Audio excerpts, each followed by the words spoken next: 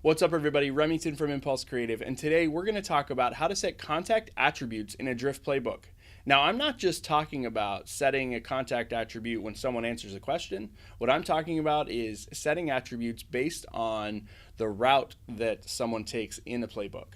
And we're going to show you how to do that with actions.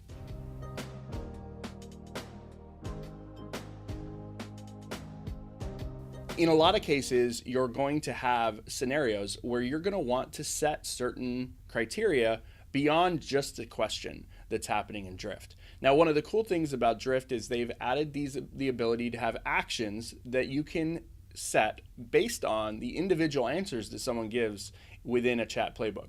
So whether you have a keyword or a button or a general response, if that routes somewhere, you're able to set a contact attribute amongst other things. What you see here is we have a default Drift playbook set up that we just triggered.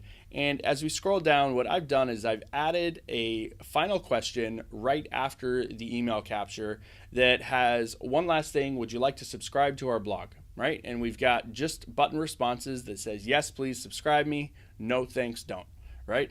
And now what we have with these, both of these will go through to lead bot qualified because they went through and answered all the other questions. But what we want to do is we want to set something based on the yes or the no.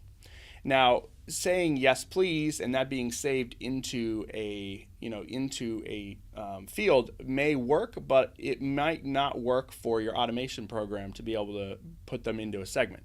So what you can do is you can hover over these routes, and you'll see that there's both of them here. What we want to do is we want to hover over the yes, please option and click the plus icon. When you click the plus icon, you're going to see a sidebar pop out that says add action. Now, there's a bunch of actions that you can do, and we'll go into more of those in other tutorials, but applying the contact attribute is this magic right here. When we click the apply contact attribute, what you'll see is the ability to choose your attribute. So in this case, what we're going to do is we are going to type the word subscribe, and we are going to say yes. So in here, we've applied the contact attribute, we've dropped in the value of yes, and it's for the blog subscribe. So what we're going to do here is anyone that clicks yes please before being routed to the lead bot goal, you are going to have this attribute set within the contact. This can be great for further segmentation down the road.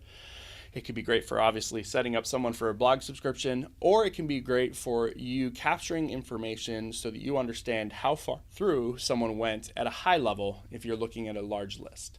So let me know how you're using this because the opportunities really are endless with this tool.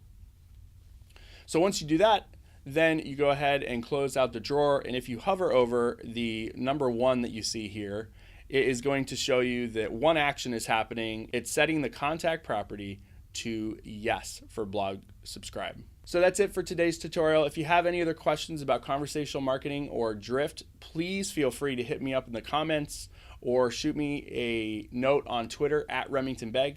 If you'd like to see other tutorials we've done, you can go ahead and you can do that right here. And if you would like to subscribe to our daily tutorial videos, you can go ahead and do that right here. Until next time, I'm Remington from Impulse Creative. Have a great day.